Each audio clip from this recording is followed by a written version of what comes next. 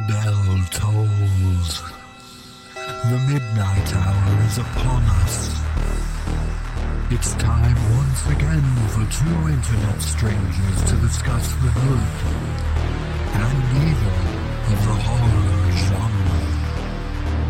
So sit back, relax, and enjoy the terror within the Hallow-Holics Anonymous podcast.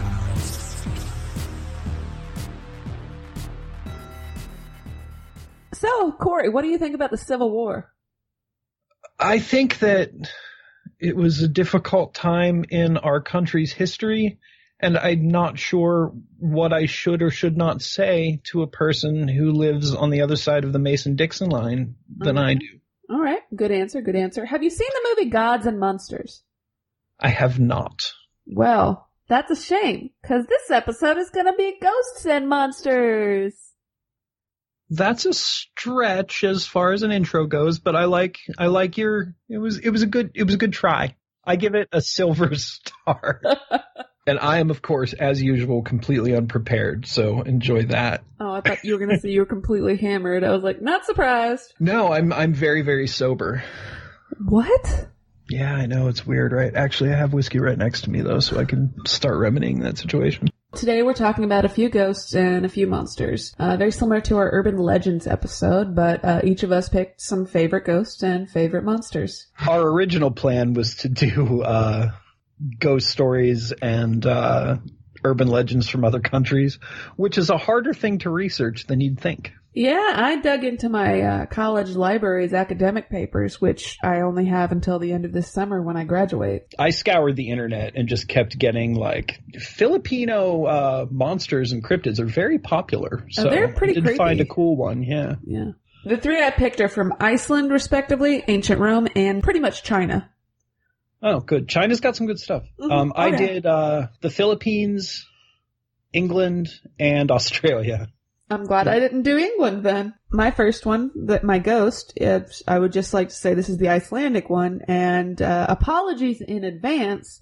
Icelandic is not even remotely close to English, so if you speak Icelandic, please feel free to laugh at my horrible pronunciations.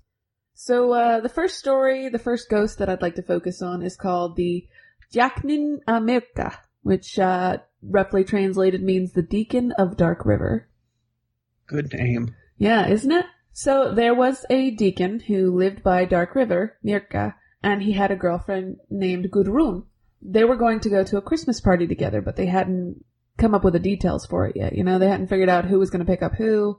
One winter night in Iceland, which is pretty much one of the roughest winters you can get, he decided to cross the river to meet with her before the Christmas Eve party. But when he was trying to cross the river, the ice began to break up. So he tried to cross without his horse, and he slipped on the ice, and he fell and cracked his skull, and then drowned. Now, she hadn't heard of this because this was a long time ago, especially during times like the rough winters, news didn't travel as quickly. A week later, when it was time for the Christmas Eve party, she expected him to pick her up. And he showed up on her doorstep in the middle of the night. She hopped into his carriage and rode with him towards the Christmas party. One of the first things he says to her after a long night of silence is, "The moon fades, death rides. Don't you see a white spot on the back of my head, Garoon, Garoon?" And her name was Gudrun. But he couldn't say that because for ghosts, the beginning of her name was God. So ghosts can't say God because they're terrified of God. He went on. Is that why they don't go to heaven? They're like, no, screw that guy. I'm staying on Earth. I guess so. Which is weird because he's a deacon. At any rate, he's a deacon dating a young girl. Yeah, he was so a maybe, dark deacon. Yeah, I guess he lived by Dark River. Right. She was a little confused by him asking about the white spot on the back of his head, but then they hit some rough road and his hat jostled aside, and she saw that the skin had peeled at the back of his head and she could see the back of his skull. That's when he said, "Wait here, Garoon, Garoon, while I move Foxy, my horse, over the fence. The story had a lot of rhymes to it. Some stories say that she basically asked him about the white spot on his head. Other stories say that she was petrified with fear. Eventually he brought her to the cemetery, not the Christmas Eve party, And she saw in the cemetery there was an open grave, and he tried to drag her towards the open grave, but ended up ripping off the sleeve of her coat, which she hadn't fully pulled on yet. So she ran home terrified and called an exorcist a few days later, who exorcised her, and they covered the deacon's grave with a heavy stone. Now, the cool part of this is that they have mannequins in horse-drawn carriages on display in the towns that this was supposed to have happened in, and really cool tours and traditions surrounding it. The deacon mannequins are creepy as hell. They're like grinning Joker skulls. It's awesome. It's also very similar to one of my favorite Russian fairy tales about the ghost of a Russian soldier who drags his bride into his grave with him. You know, if I had a nickel for every time I was heading to a Christmas party and some chick I randomly met dragged me to a cemetery instead, I'd have a lot of nickels. You make poor life choices, Corey. But that's another thing. On a serious note, for the first time ever in my entire life, I didn't notice that.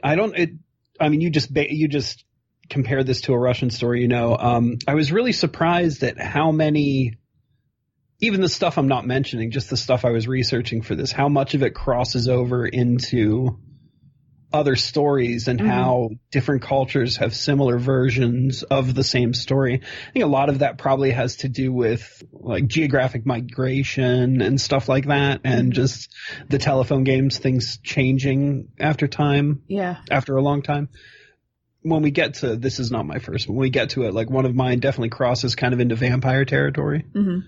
That's actually pretty cool that you mentioned that, because if you think about it, the Brothers Grimm, the reason they documented stories, because it wasn't really initially for children, was that so the stories of one culture, one country, one village would remain forever as they are and not just be a perversion from a decade later or so. Because the stories had been told a million times in a million different ways. And their stuff ended up getting perversed anyways and changed and hacked up and completely losing the moral they originally had. Poor guys. You need to read Grimm's Grimmest. Really? Yeah, it's great.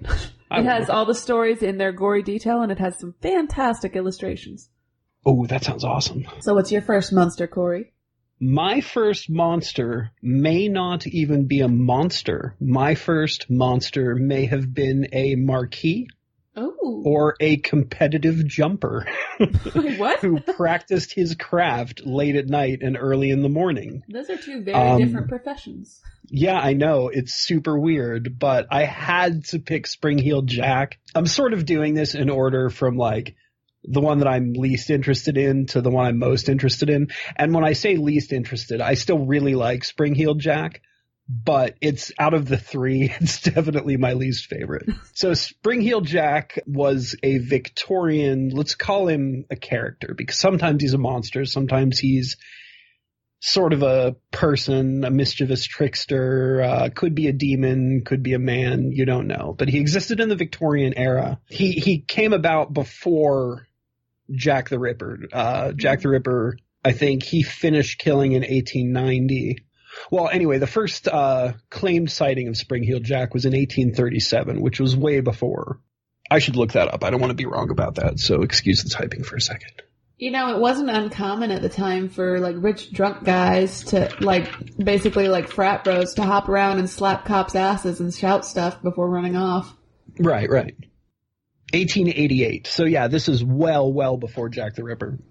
And, I mean, still, I should have realized that, because that's 50 years before he was done murdering, so of course he didn't exist then. So Spring-Heeled Jack, let me bring up my little fact sheet about him. The first sighting, like I said, was in 1837. He popped up in London, Midland, Scotland. Last time he was supposedly seen was 1904 in Liverpool.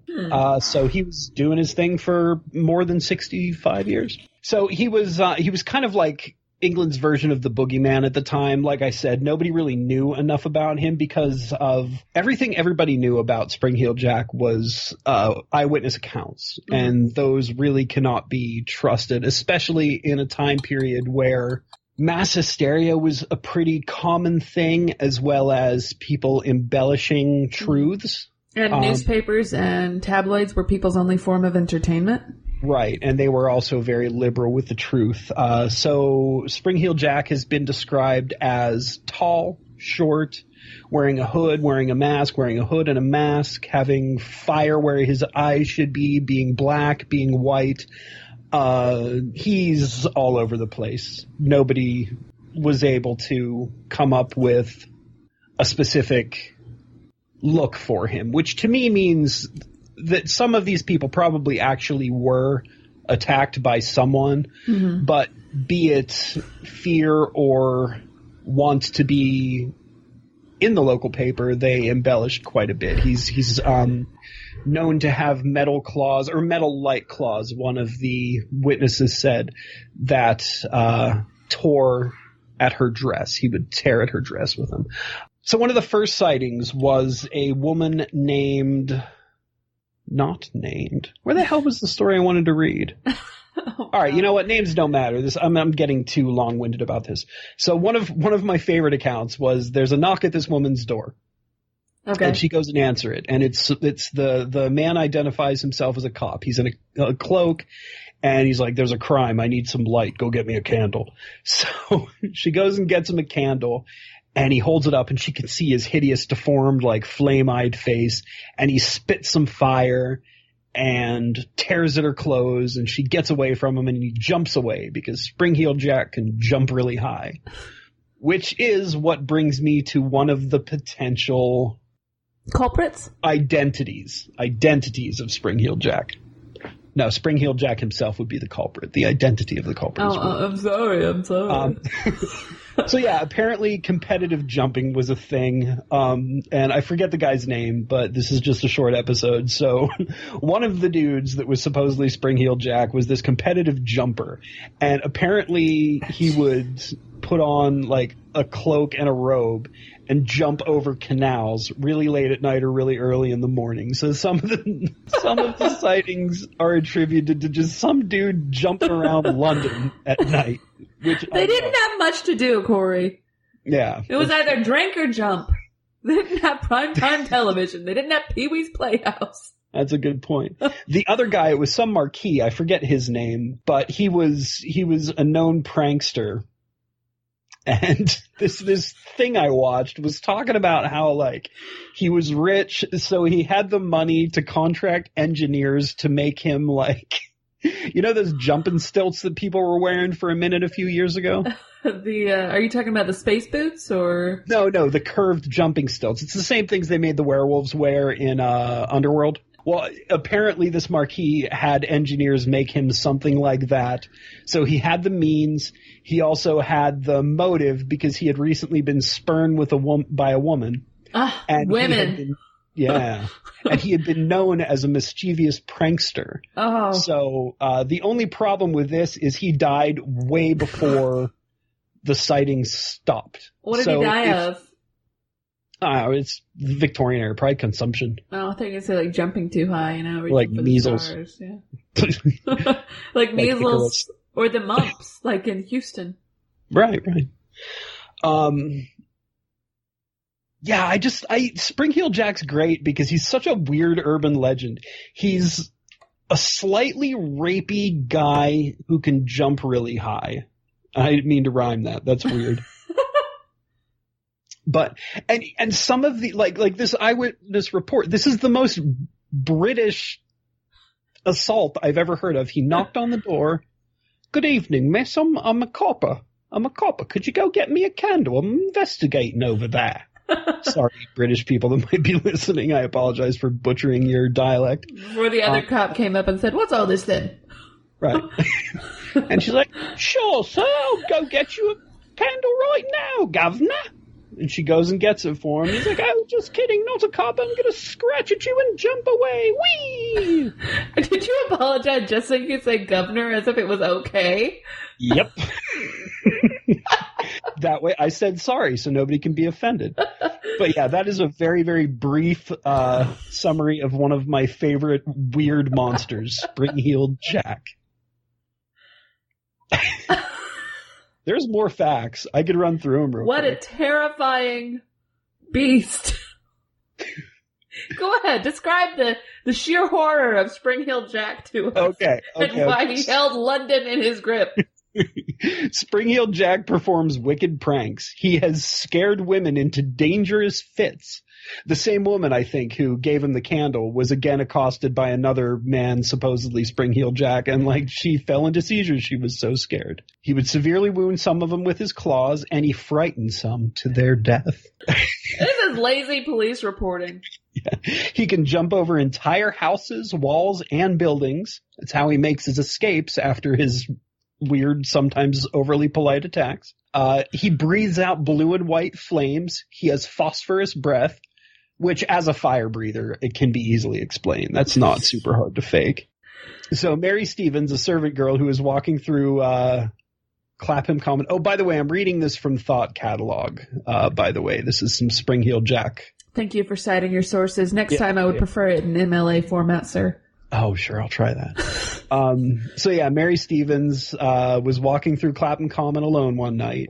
She claims a man jumped out from a dark alley, grabbed her with a tight grip, kissed her, ripped off her clothes. She escaped, but when others tried to help her locate the attacker, no one could be found. Why? Because he probably jumped a block away. The man was seen near her house later, and he jumped in the way of a carriage passing by, and the driver careened off the road, severely hurting himself.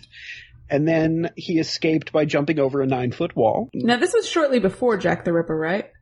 This is like 50 years before Jack the Ripper. Oh, okay. That's what I thought. I'm thinking maybe this was a community trying to come to grips with those killings, but it was way before. Do you think there were any old ladies who were like, boy, do I miss that polite Spring-Heeled Jack? Oh, I remember 50 years ago when my husband was still alive. He would speak of a man who would jump over a building. Spring-Heeled Jack, they called him. And no, he didn't cut up any prostitutes. He didn't have a scalpel on him, did he? Yeah, this would be much nicer if at least this one could jump. Jesus Christ. I don't know when this turned into an episode of Blackadder. I don't either. He is capable of speaking English. What a weird fact. He has a high-pitched ringing laugh that he released after scaring his victims and running away. So he's like, I feel like he should announce his name every time he leaves. I'm Spring-Heeled Jack! Chip, chip, cheerio! Is this racist? Are we getting racist? No. I'm like 1/3 British. Oh, okay. So some people say he'd wear furs to appear like a bear. He growled at a gardener in this outfit, climbed the gardener's wall, and chased the gardener on all fours until he decided to leave. Now, it would be a high-pitched growl, of course. Yeah, but picture it. He climbs over, this gardener's just doing his thing. He climbs over a wall. This dude is just running at him on all fours in bearskin. And picture them just running around in circles in the garden until finally Spring-Heeled Jack's like, well, I think I'm done here. And off he goes. So a dude did claim he was Spring-Heeled Jack, a guy named Thomas Milbank. Maybe, but the reason that they weren't convinced is because he admitted to not being able to spit fire. That's what they didn't believe there. A man named Captain Finch got arrested for it. He was convicted of assaulting 2 women while wearing a skin coat, which looked like a bullock's hide. What's a bullock? A bullock is, I'd assume, some sort of bull, maybe? But he was seen wearing that, horns, a mask, and a skull cap. So that could have been, that was in 1847. So that's 10 years after. So that guy was probably sort of just using it as a smokescreen to not get caught. Marquis de Waterford, that's the guy who who was rumored to be Spring-Heeled Jack because of his bad experiences with women and cops. Cops just didn't known like him. to do anything for a bet. He was called the Mad Marquis. So he was probably just a drunk. Probably. This to me sounds like just a bunch of ne'er-do-wells up to some shady antics. But this is probably a good example of why a lot of people didn't get caught doing these crimes, because people were so willing to put it on a devil rather than a person, because they didn't want to believe people were capable of this. This is getting too long. That's Spring-Heeled Jack. So, to go into a more classic field, I'd like to talk about ghosts in ancient Rome. Specifically ones written about by one of the multiple Plinies. I couldn't find the reference between whether it was the older or the younger. I'm assuming it was Pliny the Younger, because usually they harp on the fact that Pliny the Older did something. Since this Wait, was is Pliny the name? Pliny, yeah. He was a sort of a philosopher and a doctor. The Pliny the Older was. Pliny the Younger was, I assume, a philosopher, maybe a doctor, but there are multiple Plinies, is what I'm saying. Okay. He wrote a letter to a woman, or a man, someone named Sura, and he spoke of a story told to him by Curtius Rufus, and asked Sura whether or not he or she believed it was true if spirits existed at all. There was a man I knew named Curtius Rufus who served or attended, and I'm not quite sure about the context here. I'm assuming he was just living with the governor of Africa when a ghost of a beautiful woman told him about his future, that he would go home, he would serve in the Senate, and then he would die there in Rome. Eventually, after most of her prophecy had come true, the ghost appeared again when Curtius Rufus had arrived in Carthage one day, and he fell ill and immediately died, absolutely miserable because he knew he was going to die. That's the first ghost story from Pliny. So he's kind of a harbinger. Yeah, exactly. That's the first ghost that Pliny talked about. The next one was something you might recognize as a more common kind of trope that we know today, which blows my mind because you really don't read a lot about ghosts in the ancient world. There was a mansion in Athens with a ghost who would harass anyone who lived there all night by clinking iron chains. And the longer you stayed there, the louder the chains would get until he would appear in front of you. And he was a bearded, starving-looking old man. So nobody would buy the house until one day a philosopher named Athenodorus decided that he didn't really believe it. So he set up his home. He bought the place. He decided he was going to spend the evening writing to see if the ghost was really there. Well, he started to hear the chains one night, and it got louder and louder, and he just focused on writing. Like, he was super ticked off that noise wouldn't stop. And eventually the ghost appeared in front of him, and he tried to ignore it, and he just kept on writing. He didn't care. Finally, the ghost just wouldn't stop, so he finally threw up his arms, and he followed the ghost because the ghost was trying to lead him. He followed the ghost to a spot that he pointed at, and the next morning Athenodorus had the spot uncovered in the ground, and he found a skeleton with iron chains, and then he provided a proper burial for it, and the ghost never bothered him again. Well, that was nice. And philosophers, I like that it wasn't only warriors that were the heroes back then. This is maybe a little bit off subject, but philosophers and thinkers also kind of got the glory they deserve. You don't really hear that a lot. It was pretty much a skeptic who saved the day here. Yeah, that's cool. Now, I thought I had 3 stories here, but I only had 2. But that was the letter. Just do what I do and wing it. Well, that was pretty much the letter from Pliny, and it was pretty long. And then he asked Sura at the end. So I think I might believe in ghosts. How about you? What do you think, Sura? There was no response letter that there's any evidence of, but it would be pretty interesting to see a response. I would like to think Sura was like, why did you send me these stupid stories, dude? You're a philosopher. Tell me about your thoughts. Don't tell me about dumb, little ghost stories. Right. I like how kind of classic these stories were. These are stories you've heard a million times in a million different ways. And the fact that they were still telling them in ancient Rome, that's pretty cool. Yeah, that is really cool. And again, it just shows how stories like nothing is really original anymore. Everything and everything comes from then too. You know what I mean? Like the hero's journey is essentially a story that's been told since before then. All right. So while Maddie thinks up a third story, we are going to take this show on the road and we're going to go to the Philippines. So I am going to talk about the Manananggal. And let me make sure I got enough ands in there. Manananggal. I did. Manananggal. But before we talk about the Manananggal, we've got to quickly define the Aswang, which my girlfriend last night when I was researching this found it super hilarious. She looked over at my phone and she's like, oh, Aswang. Because she is a grown-up. And occasionally as childish as me. Not very often, but occasionally as childish as me. Sorry, sweetie, if you're listening. So an Aswang is a Filipino Aswang. An Aswang or Asuwang is a sort of catch-all term for shapeshifters in the Philippines. Let's see some of the forms they could have taken. They were seen as They could be vampires, ghouls, witches in some cases, different types of were-beasts. Mother-in-laws. We want to find out. Yeah. But it doesn't matter. You get the point. Aswangs are shapeshifters, all right? So the Mananangul is sometimes considered a type of Aswang that is so cool to me. Because during the day, it's the normal person. Just looks like you or me. Mm-hmm. But at night, they grow wings, separate from their bottom half. They leave their legs standing behind. Ooh. And they're just flying torsos with bat wings and entrails trailing below. So they literally tear themselves in half every night and take flight. They do this so they can fly above. And there were two different versions of this. The first version I heard, well, they're both kind of the same, but this deals with tongue length.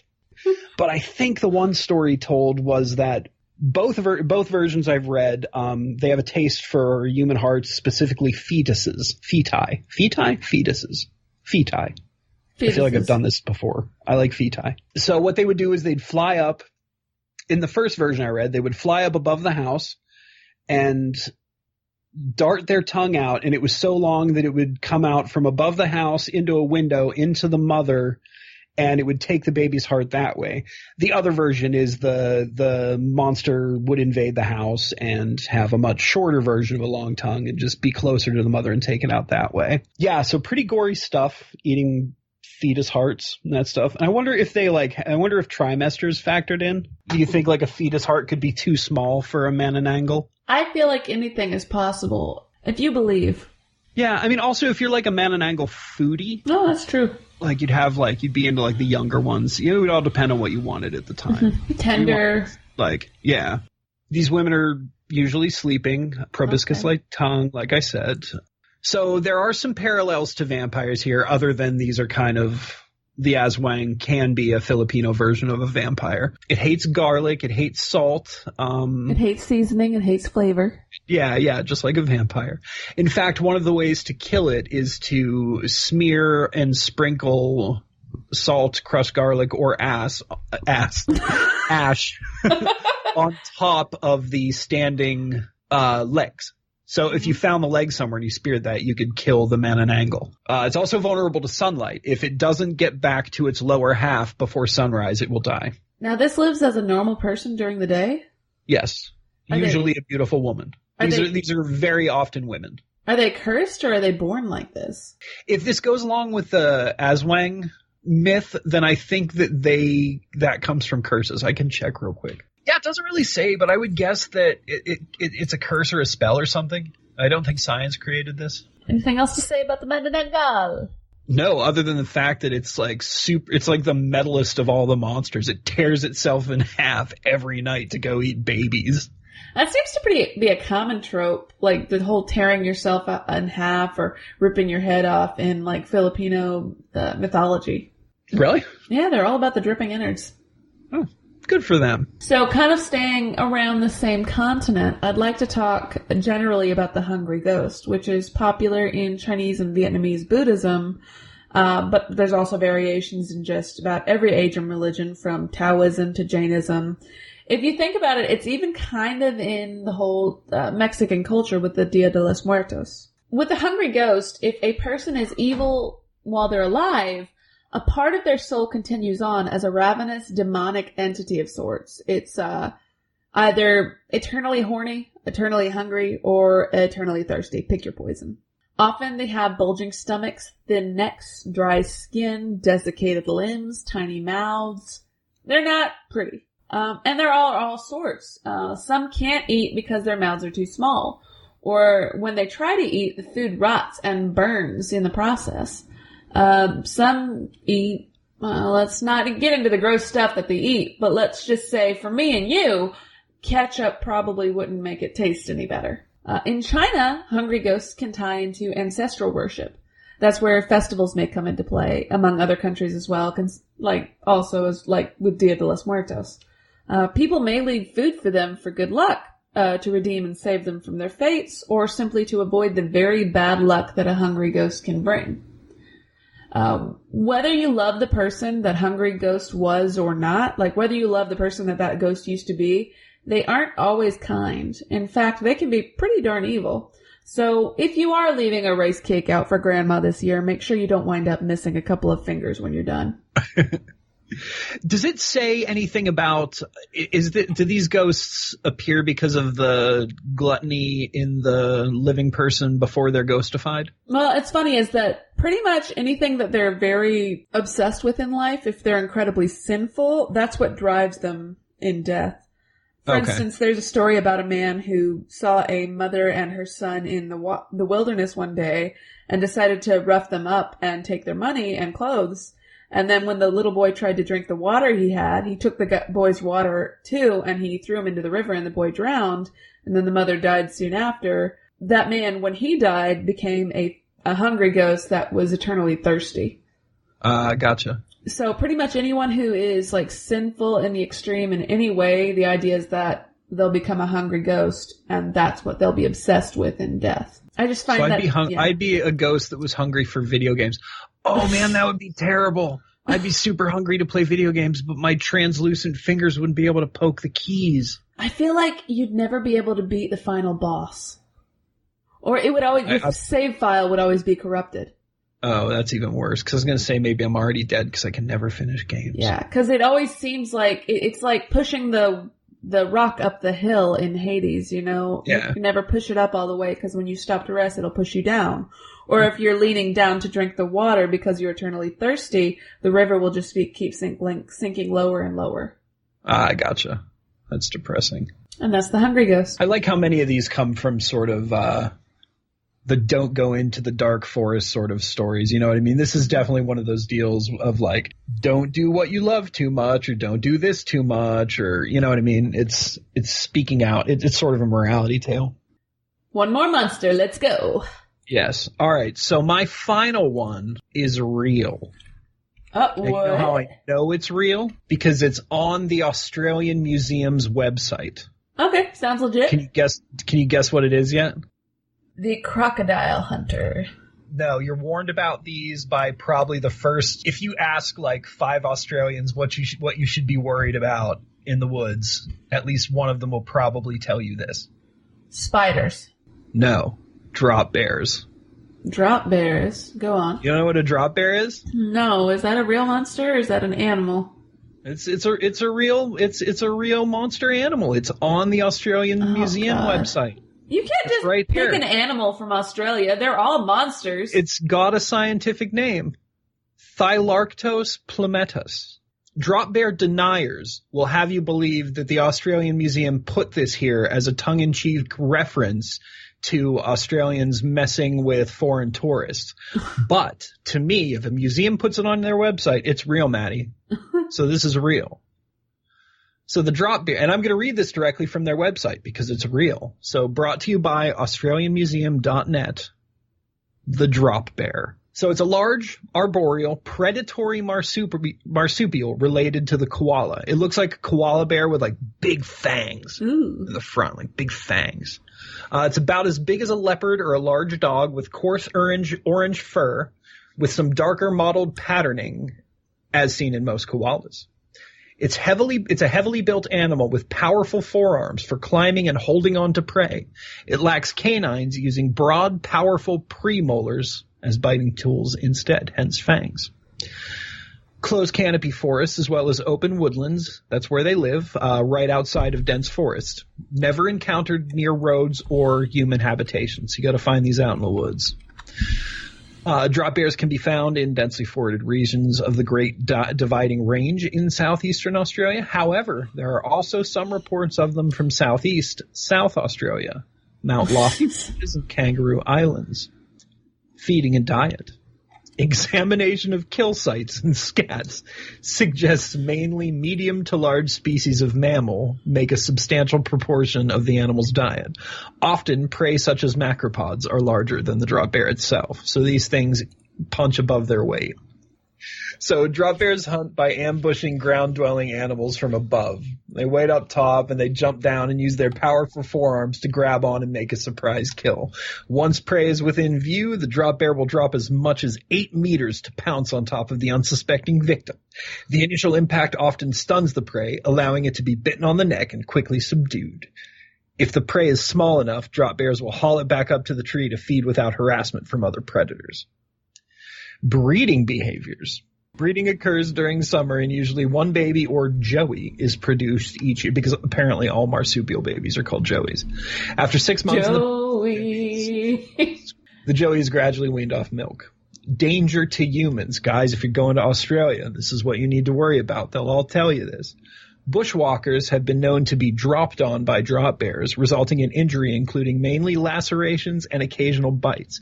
Most attacks are considered accidental, and there are no reports of incidents being fatal.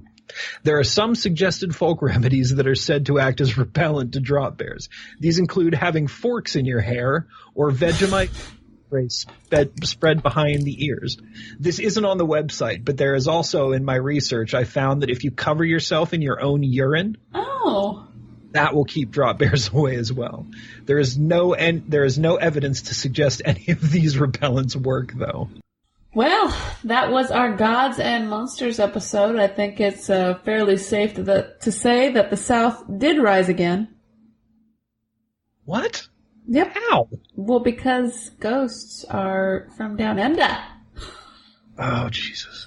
I don't know if I want to be known as the show that made the South rise again, Maddie. I mean, I know you live down there. But as a Yankee, I'm a little uncomfortable with that. So I think we better tell people where they can contact us so they can yell at you about this one, because I'm not the one that said the South shall rise again in the podcast. You can track us down at hallow-holic.blogspot.com or hallow-holic.wordpress.com. You can also give us one of them old Twitters at Nowhere23 or search for Hallow-Holics, mostly to call Maddie a Nazi. What? Nazi? What? Don't get into it. Don't engage. Don't engage. You can email us at hallow-holics@outlook.com. You can also find us at podpedia.com by searching for our portal, which is HHA, is what the guy with the gun to my head told me to say. You know, he always has the gun to your head. He's never satisfied with the sheer number of episodes you've talked about HHA in. It's a violent office I have. This guy always pointing guns at me, just hangs out in the corner. I don't know where he came from, what he does during the day, but at night he's pointing a gun at my head. If you have any suggestions for episode topics, please send them to us, guys. Yes, thank you very much.